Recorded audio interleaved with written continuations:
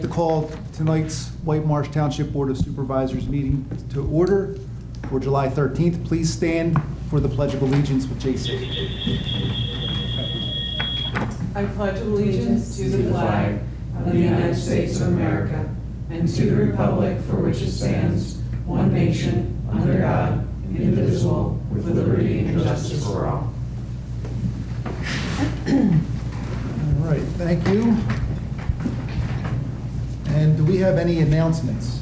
We do, Fran. Thank you. We had another successful 4th of July parade last week. Hundreds of people came out to celebrate our independence. Thanks to all the staff and volunteers that made the event so special, and a special thank you to our Parks and Rec Director, Tom Blumstrom, and his team, who always do an amazing job. Church Road will be closed on Saturday, July 15th from 9 a.m. to 12 noon for Aqua to perform required repairs. Additionally, Aqua will be replacing a water main on Joshua Road between Ridge Pike and Cedar Grove Lane starting Wednesday, July 19th. Closures are scheduled for 9 a.m. to 3 p.m. through September. On Wednesday, July 19th at Miles Park, our Movies in the Park series continues with the production of Space Jam, Streetside Barbecue, and Conshohocken Brewing will be available for sale. All movies begin at dusk.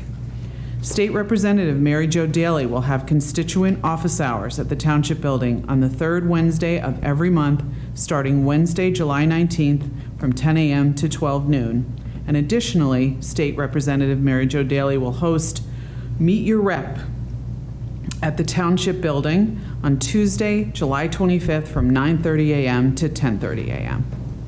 All right, thanks, JC. And July is Park and Recreation Month, and I've asked Laura to read our proclamation. I'd be happy to. Thanks, Laura. Of course. After hearing the announcements, this is a perfect time to recognize Park and Rec. If you are a resident of Whitemarsh, you are probably very familiar with how our award-winning Park and Rec department runs and how awesome it is. If you are not aware, you need to become aware. So it's very exciting to read this. Huge thanks to Tom Blumstrom, who is our Park and Rec director, and his whole team. Whereas Parks and Recreation is an integral part of communities throughout this country, including Whitemarsh Township, and whereas Parks and Recreation promote health and wellness, improving the physical and mental health of people who live near parks, and whereas Parks and Recreation promotes time spent in nature, which positively impacts mental health by increasing cognitive performance and well-being, and alleviating illnesses such as depression, attention deficit disorders, and Alzheimer's.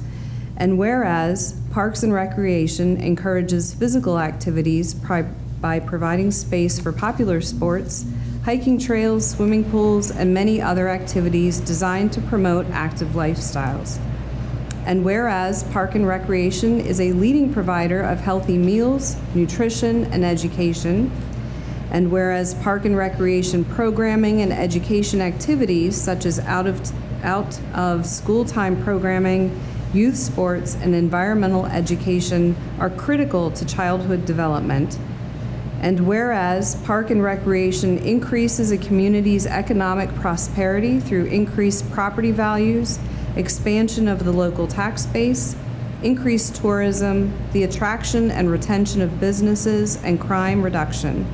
And whereas Park and Recreation is fundamental to the environmental well-being of our community, and whereas Parks and Recreation is essential and adaptable infrastructure that makes our communities resilient in the face of natural disasters and climate change, and whereas our parks and natural recreation areas ensure the ecological beauty of our community and provide a place for children and adults to connect with nature and recreation outdoors.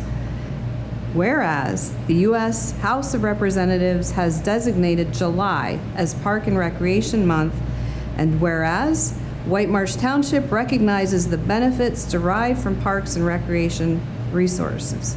Now, therefore it be resolved by the Whitemarsh Township Board of Supervisors that July is recognized as Park and Recreation Month in Whitemarsh Township. Thanks, Laura. You're welcome. And I'd like to echo our gratitude for our director, Tom Blumstrom, and his staff for the amazing job they do for our community. It truly is amazing. And it was a great 4th of July parade. All right, do I have a motion to adopt the meeting minutes from January 8th, 2023? So moved. Second. June 8th.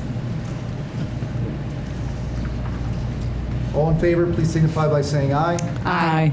Motion carries.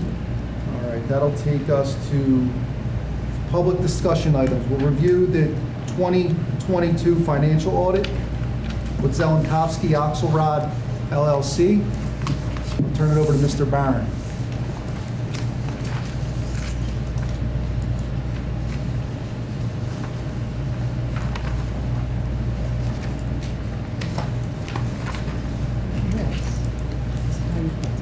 While Charlie's loading the PowerPoint up, it's my pleasure to introduce our auditors. This is our second year with Zelenkowski and Axelrod. And with us tonight are Deborah Bacon and Matthew Beinhauer to present the audit to you, the supervisors.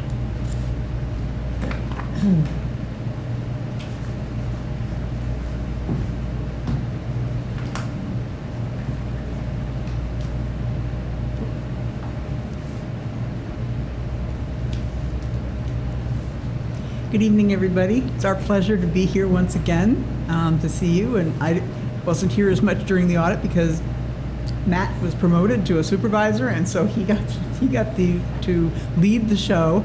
And we have some excellent people on our team, and they were able to be assigned to your audit, and everything went very, very smoothly. We are very pleased with everything that occurred. Everything was provided to us in a very timely manner. It was great working with the staff, so we do appreciate it. There really were no kinks in the whole process. One of the things that we do is just to make sure that everyone is aware, excuse me, or just remembers that there are different responsibilities for the auditor versus the township. And we'll start first with our responsibility. And it's our responsibility to perform an audit and issue an opinion on the township's financial statements. And we perform an audit in accordance with what's called U.S.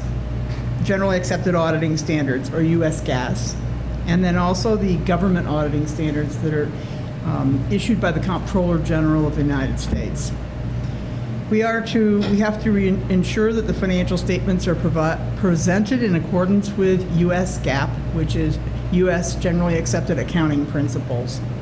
It's the highest level of accounting presentation and accounting basis. Our responsibility is not to issue an opinion of any kind on your internal control structure.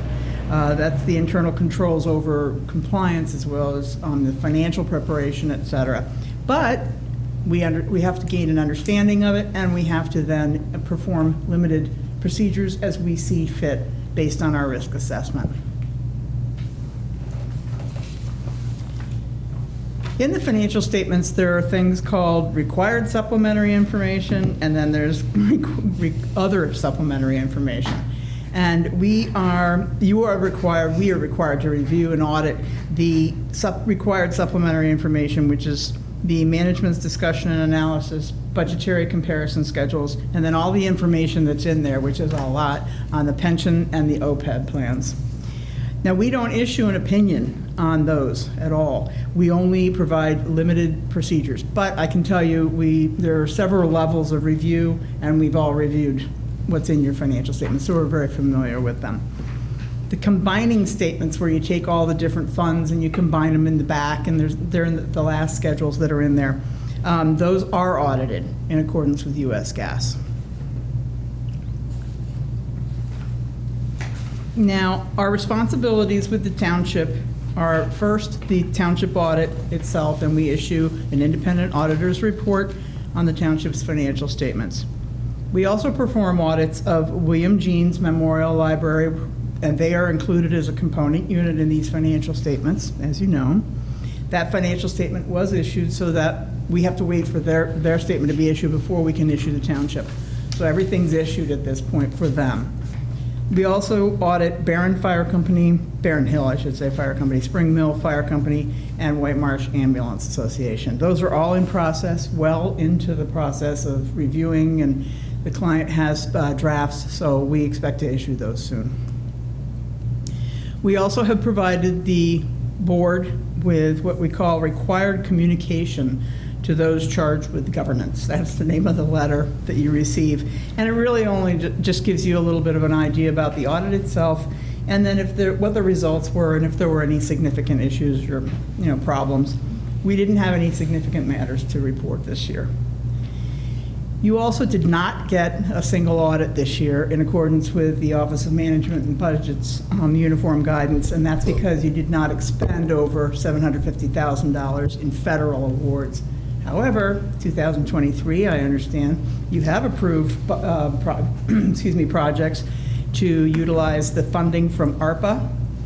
So you will be having, we expect that you will have a single audit next year. The township's responsibilities are, it's very important to understand that it is the responsibility of the township to prepare the financial statements in accordance with GAAP. We are not really supposed to prepare them, but we do what we call assist the township in preparing those financials. The township is also responsible for preparing the supplementary information in accordance with GAAP, and as I said, that's the MD&A, budgetary, and pension and OPEB schedules. And then you're responsible for designing and implementing internal controls over financial reporting and compliance. And I'm going to turn this over to Matt, and he's going to go over the results of the audit and a few other items. Thank you. Thank you, Debbie.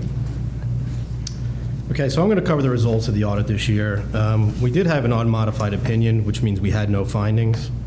There were some new accounting standards adopted this year. The big one at most townships was GASB 87, which had to do with leases. That did not impact Whitemarsh in 2022. And actually, none of the others listed had a significant impact on Whitemarsh in 2022. We're going to cover some of the key financial data that happened during 2022. So total assets, liabilities, and net position all increased. There was a $5.2 million increase in net position.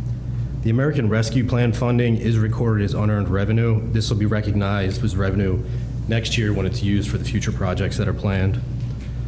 So the net pension asset actually changed to a net pension liability by $7.6 million. Net capital assets increased $4.2 million, with $4.8 representing land and easements. Total liabilities increased $3 million. General revenues increased $1.7 million, while operating grants increased $2 million. And expenditures decreased $2.6 million, mostly in general government and highway.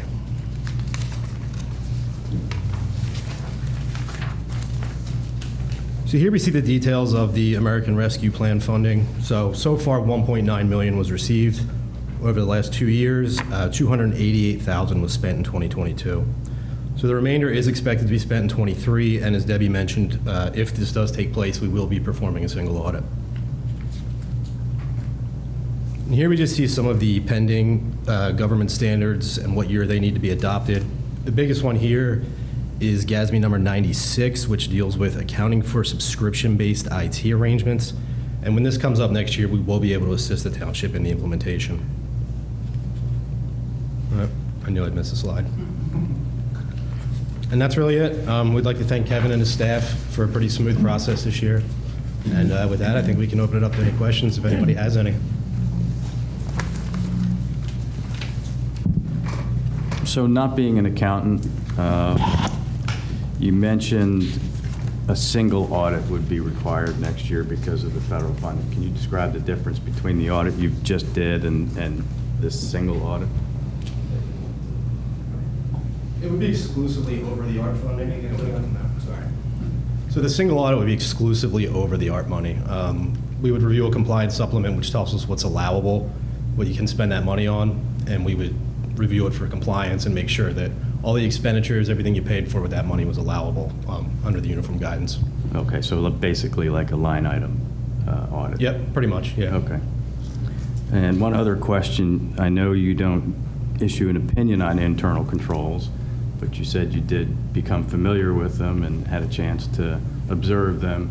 What observations, not findings, but what observations do you have regarding our internal controls? We didn't find anything out of the ordinary. Everything is run like a tight ship here.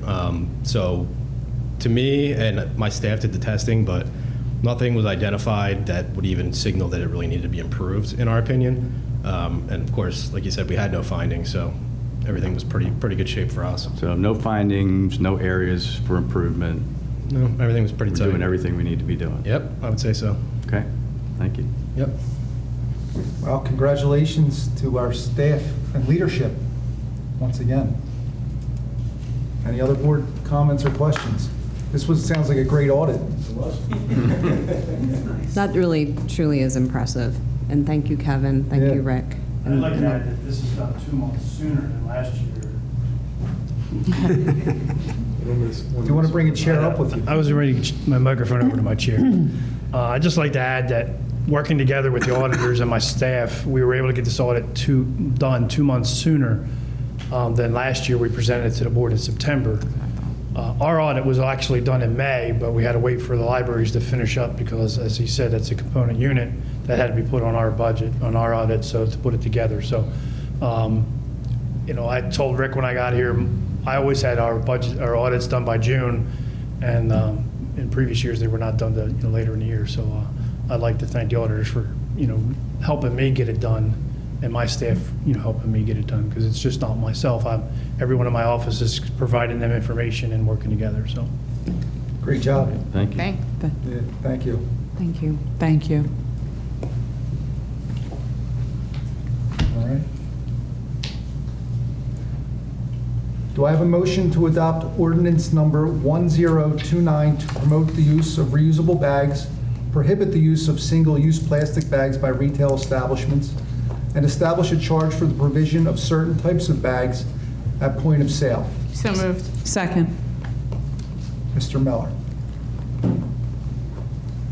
Thank you, Chair McCusker. So we are finally here, which is the next big step for the ban on plastic bags here in Whitemarsh Township. We talked about the reasons behind this. We talked about how much the Environmental Advisory Board has been working on this diligently for over the last 12 months, how they've been working in close concert with the consortium of other EAB, EACs that are surrounding Whitemarsh Township, and how they have and put together a proposed ordinance that they're recommending that are very similar to those that have either been enacted or that are being considered by our surrounding municipalities. So once again, I just wanted to go over some of the highlights related to the ordinance. It bans single-use plastic bags and non-recycled content paper bags, allows reusable bags meeting specific criteria paper bags with a minimum of 40% post-consumer recycled content. A minimum fee of 15 cents must be charged for each bag given to customers. This fee is retained by the business and noted on the receipt. I'll come back to that in a second. Plastic straws and utensils will be provided only upon request by the customer. Some types of bags are exempt, including bags used for produce, meat, fish, poultry, pre-prepared foods, baked goods, dry cleaning, newspaper, and trash bags, and live animals, crickets, like crickets for food for other animals. Signage will be required to be posted to educate consumers. As I mentioned last month, this was vetted and provided, the EAB provided notice to our business community that this would be occurring later this year.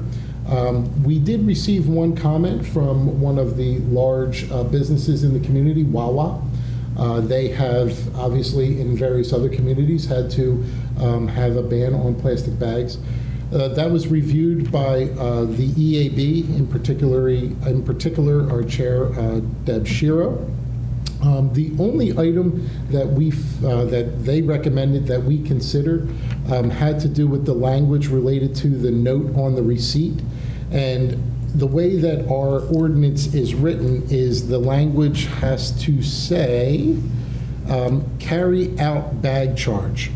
And I spoke to the solicitor about adding maybe or similar language after that as to not create a hardship. We're still trying to, put something on the receipt that identifies it. If that is something that the board wishes to include, that language or similar language, quotes there, that wouldn't require re-advertisement. It's a de minimis change to the ordinance. So that was the only thing that the EAB came back and said, they would consider as a change. Everything else would remain as is. I did mention the name Deb Shiro. She's the chair of our EAB. She is on this call, has been tremendously supportive in driving this. It was something that came out as the board requesting that this be a priority of the EAB. They have more than, I think, met the challenge here. And after the board adopts this ordinance, it will take effect 90 days from the date of adoption. So if you do decide to adopt it this evening, it will take effect 90 days from today, which is roughly about mid-October timeframe. I don't want to put Deb on the spot. I know she's joining us virtually, but certainly she deserves, and her group deserves, a lot of kudos for the work and effort that they put into this to get it to this point. So, Deb, if you want to say anything, you're welcome to. You don't need to. I don't want to put you on the spot, but figured I needed to recognize all your efforts. I'd just like to say thank you to everybody for helping make this an easy process. It's been a fairly painless process, which makes it also very nice. Great. Thanks, Deb. Thanks for your leadership. You're welcome. Any board comment? Just thank you again, Deb and the EAB, for all your hard work, all your due diligence, all your research. I know this has been a long time coming, and we're really excited. Thank you so much. Anything else? Any public comment? All right, Mr. Miller, please call the roll. Ms. Toll? Yes. Ms. Nestor? Yes. Ms. Tureen? Yes. Mr. Manuel? Yes. Chair McCusker? Yes. Ordinance carries. All right, Effective 90 days from today. mid-October. Do we need a motion for the, or similar language, or no? A Um, separate motion? No? We probably should just make sure that we put that in there. If you would like that in there, then I think that would probably be a good thing that we put that in there. What would be, or similar language. That's up to the board if they want to do that. Will that still allow us to get this on the books now? Correct. Yes. The reason being, we talked to the solicitor, they opined that it is not something that needs to re-advertise the ordinance. It's de minimis in terms of the language, so that we can still add it, and the 90 days would be effective today for the adoption. So I think you're comfortable with adding that if somebody wants to make that motion to add that language or similar language. I can make that motion to add the or similar language to the ordinance. I'll second. All in favor, please signify by saying aye. Aye. Motion carries. We will add that. Thank you. Thank you. All right. Thanks, Deb. Do I have a motion to adopt resolution number 2023-18, adopting the 2022 Montgomery County Hazard Mitigation Plan? So moved. Second. Is that going That's to you? Yes, Mr. thank Miller? you, Chair McCusker. We are required to do this every 5 years, and the plan is developed by Montgomery County and their Public Safety Department. It has been adopted by both PEMA and FEMA. The purpose is, should we have some type of catastrophic event, which unfortunately we are not immune to, it allows us an administrative step so that we could be eligible for any kind of state or federal funding should it become available to us from those emergencies. So we need to show that we have adopted this plan. The plan, they finally were able to approve it. It is correct, it is a 2022 plan, but it took the county a little bit of time for them to approve it and then have the county commissioners approve it. They've asked that all municipalities approve the plan. It's been reviewed by our fire marshal. It will be included in our emergency operation plan upon the approval of the Board of Supervisors. Thank you. Any board comment? Any public comment? Mr. Miller, please call the roll. Ms. Toll? Yes. Ms. Nestor? Yes. Ms. Tereen? Yes. Mr. Manuel? Yes. Chair McCusker? Yes. Resolution carries. Do I have a motion to accept the 2022 financial statement for Whitemarsh Township? So moved. Second. Mr. Barron? This is just a procedure that the auditors present the audit to you, and then you're accepting the audit presentation that they just gave. So, Thank you. Any board comment? We're accepting the audit or the financial statements that underlie the audit? the audit, which is the financial statements. So, I'm sorry, I always say audit, but financial statements are the. Okay. Thank you. Any other board comment? Public comment? All in favor, please signify by saying aye. Aye. Motion carries. Do I have a motion to authorize the advertisement of amendments to Chapter 52 Fireworks Ordinance? So moved. Second. Mr. Miller. Thank you, Chair McCusker. This has been an item that was worked on by our Emergency Services Board. It was brought to the attention by the fire departments. Obviously, we're kind of in fireworks season, so to speak, right now. And there was a couple changes that the Emergency Services Board recommended based on several discussions and concerns and trying to address some of the fees and so on. The first change was with regards to having firework permits submitted 45 days in advance and approved 30 days in advance.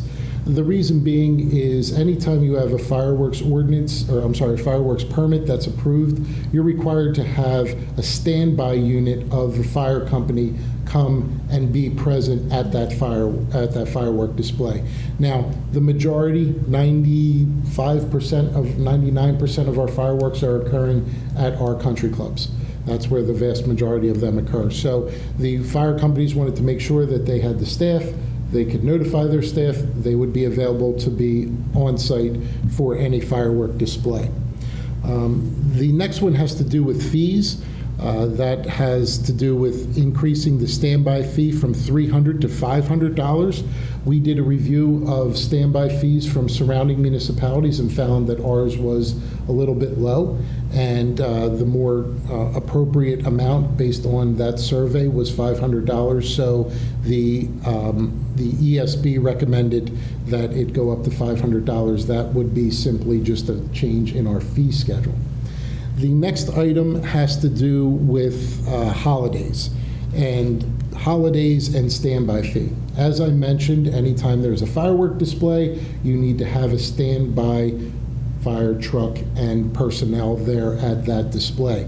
So obviously, on some of these days, you're taking people away from their families, events, so on and so forth. Those days would be July 3rd and 4th, December 31st, January 1st, Memorial Day, Labor Day, Thanksgiving, and Christmas. So the standby fee there would be $2,500.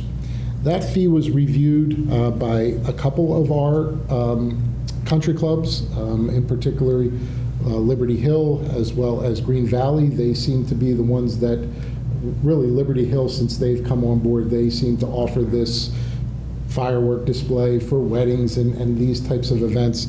They have no problem with it because they simply pass it on to the end user. It's generally not the country club that's putting it on, it's somebody who's requesting it, and if they want it, this is going to be the cost. The other piece of that in discussions with the ESB was where was this money going, right? This money that's going back. They, both Barron Hill and, Springville, indicated that the money, a portion of that money would go back to those individuals that were on standby at that event. So they're receiving some compensation for basically the inconvenience that they have to come out for one of these holidays. So the ESB thought that that made a lot of sense. There was a lot of discussion, several meetings about it. We were able to whittle it down to those holidays, which we think are ones that would be pulling people away from family, so to speak. But it is a requirement of our fireworks ordinance that there be a standby fire truck and personnel at any fire display. So those are the items that would be considered, item number 1, and the dates would be considered in an ordinance amendment. The fees would then be, our fees are done by resolution. So we would have the solicitor prepare the ordinance amendment, and we would have the fees at our next meeting if the board agrees with these recommendations from the Emergency Services Board. And thank you. That was actually a great explanation. I had the opportunity to sit through the meetings with the ESB, and this is very important to the fire departments. So anyway, that was a great explanation. Any board comment? Public comment? All in favor, please signify by saying aye. Aye. Motion carries. Do I have a motion to approve the collective bargaining agreement between Whitemarsh Township and the Whitemarsh Township Public Works Association for the years 2023 to 2027? So moved. Second. Mr. Miller. We are finally here in agreement for the contract that expired at the end of 2022. I'll go over first some of the highlights related to some of the changes that were agreed upon after numerous negotiations between the Township and the Public Works Association. As was mentioned in the motion, it is a 5-year contract and it would expire the end of 2027. There was an increase in the clothing allowance from $250 to $500. There was salary increases 2023 to 2024, 3.25, 2025, 2026, 3.5, 2027, 3.75. Increase in wage for those that have the Class CDL or CDL Class A license. And we have a 2-tier wage increase for employees hired after 2016. They are currently at 75% less than those that were hired before 2016. They'll be able to then tier up after 6 years to what a full labor's salary would be. One of the important aspects for the township was the new HSA plan that will begin in 2024, and the employees will be paying a premium of 3% in 2025, 4% in 2026, 5% in 2027. So healthcare premium share there, also tied to the salary increases that we have. Comp time being capped at 80 hours that can be earned in a calendar year. Short-term disability, removing a $500 cap, and then it would just go to the percentage. And then in bereavement benefits, we've included grandparents and spouses' grandparents. I believe that this is a fair contract for the employees at Public Works. I want to thank Dan Conicello, Gary Hill, Kurt Levine, who all worked very hard on their side in getting this to their membership and getting it to an agreement. Again, I think it's a good outcome, and it recognizes the hard work that they do. It also gives some back to the township, recognizing some cost containment that is necessary. But overall, as I mentioned, I believe it's a fair contract for both entities, the township and the Public Works Association. Thank you. Any board comment? Any public comment? All those in favor, please signify by saying aye. Aye. Motion carries. Do I have a motion to approve the certificate of appropriateness for window replacement at 107 Germantown Pike? So moved. Second.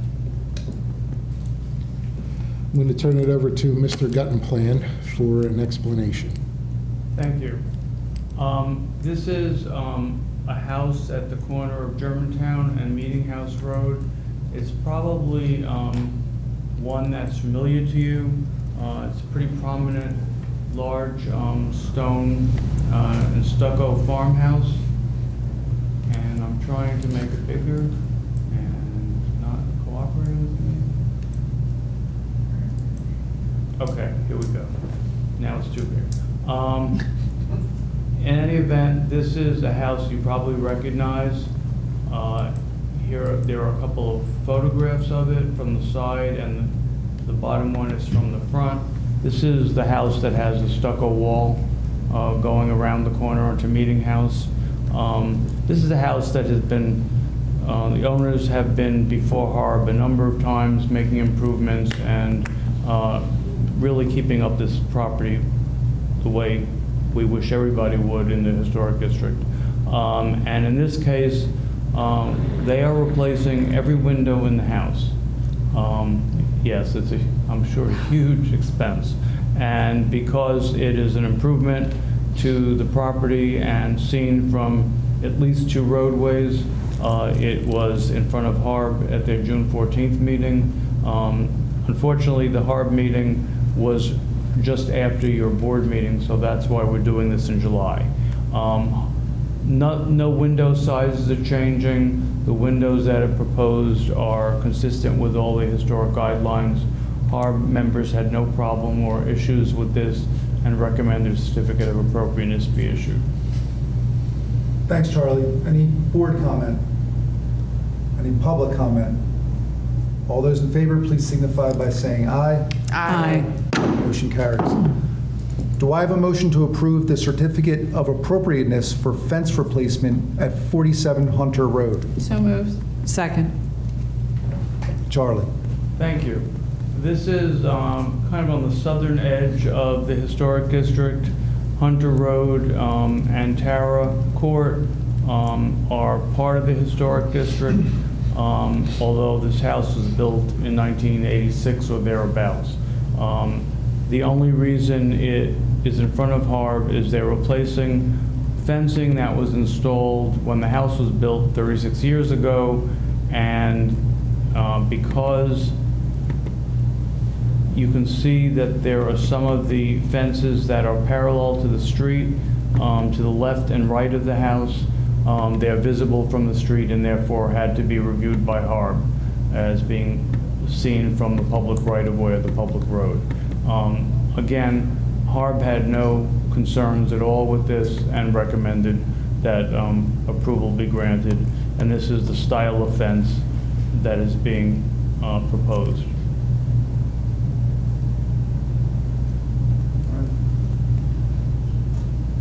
Thanks, Charlie. Any board comment? Public comment? All those in favor, please signify by saying aye. Aye. Motion carries.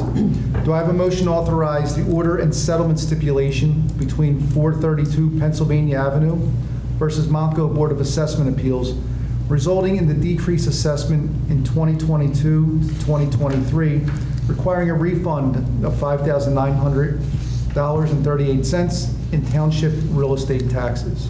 So moved. Second. Mr. Miller. We've been on a good run with these, but like all good runs, they must come to an end. So this is a settlement agreement between the property owner and the Colonial School District, in which was agreed, and it decreases their assessment as mentioned, and it will require that refund of $5,900.38. Thank you, Mr. Miller. Any board comment? Public comment? All those in favor, please signify by saying aye. Aye. Motion carries. Do I have a motion to authorize the escrow release number 5 for River Place, 901 Washington Street, in the amount of $214,735.05? So moved. Second. Krista. This is, as Fran mentioned, the 5th escrow release for 901 Washington, which is the townhome development down there on Washington Street by the river, in the amount of $214,735.05. After this release, there will be $1,413,068.40 remaining, and we're recommending that you authorize this release.